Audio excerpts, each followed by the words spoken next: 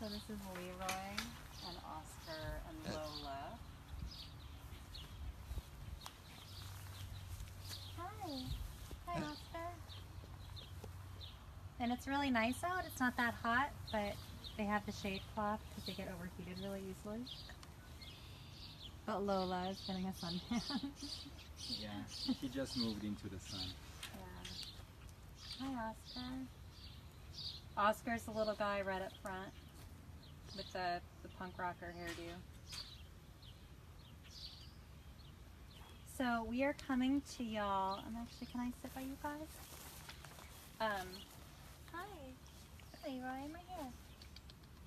Hi. Hi. Yeah. Hi, buddy. We're coming to you today for Giving Day, and we've been broadcasting live from different parts of the sanctuary. And right now we're actually in a place that most people don't see because we're in the back of our medical barn. So for those of you who have been to the sanctuary, you know the big red barn right in the front of the property. It's where Hervé, our shelter director's office is, and where all the caregivers are located. And it's also where we have our special needs cases. We do our isolation. And when animals first arrive, it's where we keep them until they can be introduced to other animals. And so I'm here with Hervé and these three angels. And before we talk about them, I actually wanted to just say thank you so much to everyone who's donated so far. Every donation that comes in is matched. And it's just really important. A lot of people don't give to us over the summer. It's not really the philanthropic time of year. And so your gift right now really goes a long way to literally paying our bills day to day, paying our medical bills, being able to provide food and shelter to these animals. And right now, today only until midnight, every gift you give will be matched by a very generous supporter. So every dollar becomes $2. And we're also doing shout outs to everybody who gave so far since the last video. So I just want to say thank you to Jean, Kathleen, Barbara, Deborah, hi Debbie, Kristen, who's a volunteer with her husband Paul, Sinead, Lois, Nancy, Lynn, Vanessa, Jeff, Laura, Amber, and Meredith. Oh, hey, Meredith. And we wanted to just really say thank you to you for giving. It really means a lot. It means a lot for... Hi, buddy. It means a lot to pay for the care of these guys. And it means a lot for us, too. We really, we feel so lucky to be able to come here and do these jobs, and we wouldn't be able to come here and take care of these animals and to do this outreach work without you, and you're all part of our community. So thank you. You can click on the link in our Instagram bio to give if you're on Instagram. If you're on Facebook, you can actually donate through Facebook, or you can actually just go to our website, woodstocksanctuary.org. If you prefer to call, hi Clyde, if you prefer to call, you can actually just call our offices, and the number's on our website too. But every gift that comes in today will be doubled. So Hervé, tell me about these beautiful potbellies. So this is Oscar, and we have Leroy right over here, and then the only girl we have here as a potbelly is Lola. You want to come a little closer so you can see them, y'all? So they are coming from a case of neglect. They were left to themselves, and they were fed only table scraps, cake, and pet food. And unfortunately, also, it's very sad, but they actually ate some of the dead pigs that were on the property. So when we got a call to rescue them, we said yes, because if they were not coming here, they would have died. They had absolutely nowhere to go. So we took them, and when they arrived here, they could hardly... Well, they went to Cornell first. That was their first destination. Hey, Lola. She's beautiful. So we have 3 other potbelly pigs, and they're all boys. So now Lola is our only girl. You want a carrot? Oh, dummy. Okay. So see, they don't see very well. They can hardly see. They are mechanically blind because they are so big. So we have to be very calm around them. Like Oscar, for instance, if you move too close to him, he will see some shadows, and then he will just move away from you. So that's actually something that it's people call it benign neglect, but I don't think it's benign. I think it's really terrible, and it's when you're not providing the right diet to these pigs, and they get very, very big very quickly. And it means that Leroy he's barely mobile. Yeah, he's barely mobile, so we tried to get him to move. So that's why I brought some carrots today, so he will follow the smell of the carrots. And so people were feeding them, but they were feeding them the wrong things. All of our pigs here are on special diets in order to keep them. Hi. Come on, buddy. You can do it. You can do it. Come on. Come on, honey. Come on, you can. Come on. Come on, get up. Come on. Honey, you got to get the back legs. So the vets told them to force them to move Good around. boy. Yes, a good boy. There you go. So they were just overfed, fed junk, allowed to eat the bodies of the dead pigs they were with, which is horrifying. And we actually said yes to 4 of them, and the 4th one couldn't even make the move. She was euthanized on the spot. So we really, when we said yes to them, we didn't know where we were going to put them, and eventually they're going to go in with our other potbellies, but right now they're just in the back here while Hervé and his team work on just getting them healthy. So what are you doing in terms of special diets or routines to get them down in weight? Well, the first thing, so when they arrived here, they were covered in parasites. They had been to Cornell, and they had given them a shot to kill the internal parasites. And the vets had to come back to give them another shot 2 weeks later. We had to base them to get rid of the parasites also that were on their skin. So now they have a healthy skin. They look much better than when they first arrived here, and they are still very overweight. So Leroy is definitely above 150 pounds, and he needs to lose 50 pounds, which will take about from 12 to 18 months. So what we do, he gets a very controlled diet, only 1/4 of a cup twice a day. Yeah. Oh, honey. Oscar, move Come more. here, Oscar. You can do it. I know you're big friend. Oscar is right now, he doesn't really see anything. And so mechanically blind again means that their faces are so fat. Here's Lola making friends with you. Their faces are so big that their eye folds go over their eyes, and so they can't see. You can't see his eyes at all, and so Oscar can't see anything. If I get too close to him, he gets freaked out because he doesn't see me. And we were worried that they were so isolated, they were so under socialized. They only were around each other and then the other pigs, and they were never taken to the vet. They were never taken anywhere. So when actually we were transporting them, we were worried that Leroy was just going to have a heart attack and die. He was so freaked out, and I think if he hadn't had his friends with him, he probably would have been more panicked. At least he knew them, and he knew where they were.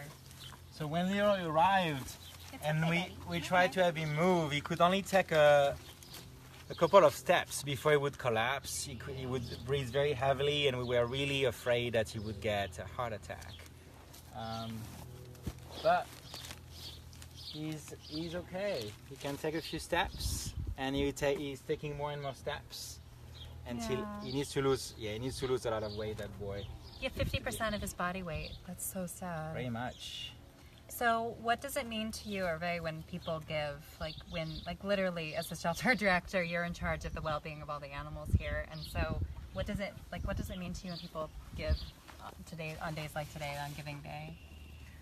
Well, it allows us to, first of all, it allows us to bring our animals to the vets when they need it, which is it's very costly, obviously. We have a vet coming here today, for instance, and just for the vet to come to the farm, that's just coming here is $125 just to show up, and then they charge us per animal. So when we need a vet, we can call them. That's very important to have the funding to do this. And also we need to have enough staff to take care of those animals, and that's expensive to have staff. I mean, our farm has staff right now working from 7 a.m. to 9 p.m. And so we stay late so that the animals can enjoy the outdoor, and then we secure them inside for the night. Well, at least the birds are secured for the night. So that requires a lot of staff to give them the care they need, physical therapy for some of the animals, to make sure that Leroy will get some exercise every day. We need people to spend time with him and try to give him some food that he will smell, because he can't really see it well, that he will smell and follow. So that requires a lot of staff. And that's why the donations are so important to us, so we can give them the vet care they need, and also the care they need here at the farm, the nursing care that they need here at the farm.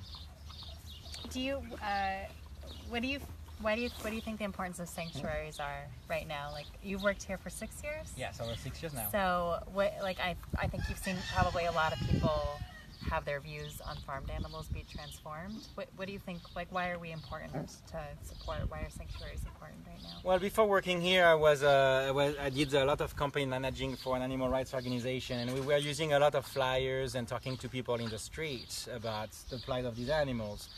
But I find it very effective for people to actually meet those animals directly. They are really the best ambassadors. Once you make a connection with them, once you see these animals for the individuals they are, that they all have a different personality, then I think it's much harder to eat them. Yeah. So I think that's why sanctuaries are very important and also otherwise they would have nowhere else to go. Yeah. And we can give them an amazing life where they can just be the animals they want to be. They can choose their friends, they can go wherever they want. And we get to see them, the longer they are here, we get to see their personalities. They are all so different. One chicken is not the same as another chicken. Cows are different, they have different taste in food. They have different taste in people. Well, even coming from the same horrible neglect situation, it's like Lola is so much more confident and sure of herself, and even from day one, she was like, okay, I think I've got this figured out, whereas the boys have taken a little longer to warm up to people. Yes. So I think, and I think we see that with the animals that come here that are traumatized. Some of them just, it takes years, like Mikey, Mabel. Yeah, we have a few examples of animals taking, like Mabel, it took her over 3 years to trust us again and come close to us. And some are just like from day one, like, oh, you seem cool. Like I could dig this. So I mean, I think just like us, like we could all go through the same traumatic experience and have a completely different reaction. They all come in and have they just, they're all individuals, and I think that's really powerful. It is very can't powerful. Make generalizations. Can you spill some truth about potbellies? So what if I was to call you Hervé, shelter director of Woodstock Farm Sanctuary, and say, hey, I'm about to buy a micro pig. It'll totally fit in my apartment, and I'm really excited about it. And the breeder of this micro pig says he won't get above 40 pounds, which is fine. Yeah, and maybe even you got pictures of your pig in a teacup. Yeah, I've got a little picture, and I see his little mom is really tiny. I'm so excited. This is really going to fit into my Manhattan lifestyle. That's right. They fit right into a teacup, and that's true. They do fit right into a teacup when they're like 1 day old. And that's the type of pictures you will get. And then when they're a few weeks old, they definitely are not fitting in that teacup anymore.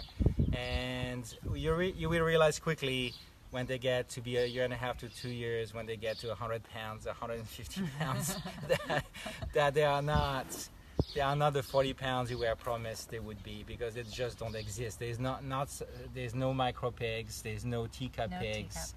That does not exist. It's just a marketing tool, and what happens is, this has been happening since the 90s when they got really popular, is that there are so many homeless potbelly pigs. Oh my God, we get calls every week about people who bought potbellies and thought they would stay small, and then they're like, oh my God, they don't fit in my apartment, my garden is too small, they love to dig. So if you have a small yard, they will destroy it. And pigs are definitely the most expensive animals here at the sanctuary. They need heating and they need cooling. Whereas the cows, you'll see in a snowstorm, standing out in the snowstorm blissfully. The pigs are like under a stack of hay, under a heat lamp, complaining about the weather.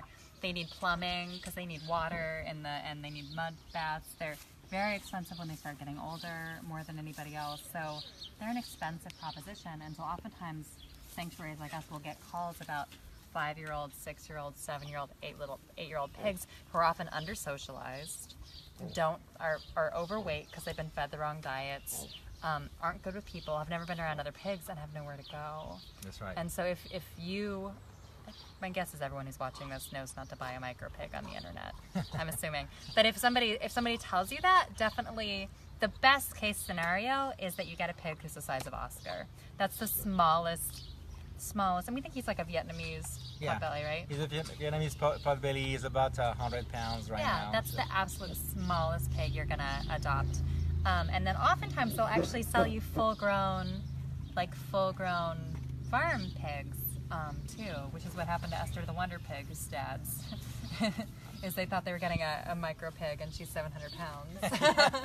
So that happens a just lot. Commented that. Yes, yeah, and that's, you know, that worked out well for them, but most of those animals end up at shelters and end up being killed. And I think that's a thing that we don't think about too, is a lot of we know dogs and cats are killed in shelters for 3 to 4 million a year, but a lot of roosters are killed in shelters. A lot of pigs are killed in shelters because there's so few homes for them. So actually, can we get Lola taking a bath? So we actually dug this pool for them, and then we every morning we fill them up with water, because there's no way for them to cool down. They can't sweat. They only have a few sweat glands in the nose, and so to cool